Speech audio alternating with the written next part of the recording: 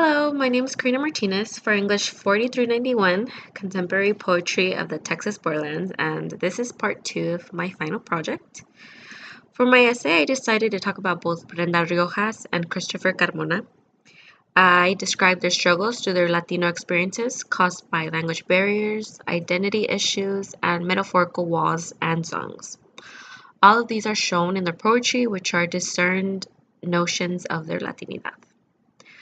For Riojas, I foremost discussed her background and how she grew up rejecting her language and her Mexican side. She shows this in one of her poems, Learning to Speak the Same Language, where she states she learned orchestrated sounds that resonate from childhood. The learning connected us, translated our distance. So I think her language is a huge part of her and connects immensely to her Latinidad, and she definitely realizes this later on in her life. Ansaldo also states something similar, saying, for people who cannot entirely identify either standard, formal Castilian, Spanish, nor standard English, what recourse is left to them but to create their own languages? And then in Rioja's poem, Corazón Bilingüe, she reclaims her language and we can see again her coming to terms with who she is.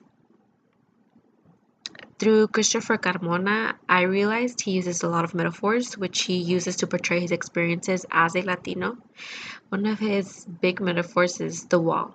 So I used his poem Walls, where he states they are always there around me, these walls. There are no walls, but they are here, in my mind, on my skin. These walls, they are crushing me.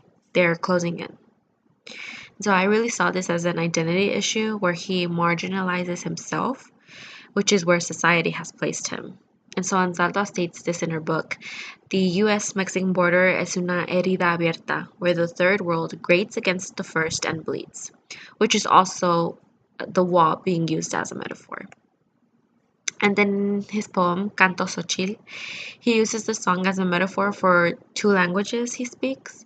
However, he seems pretty proud when he states that there are two songs woven together.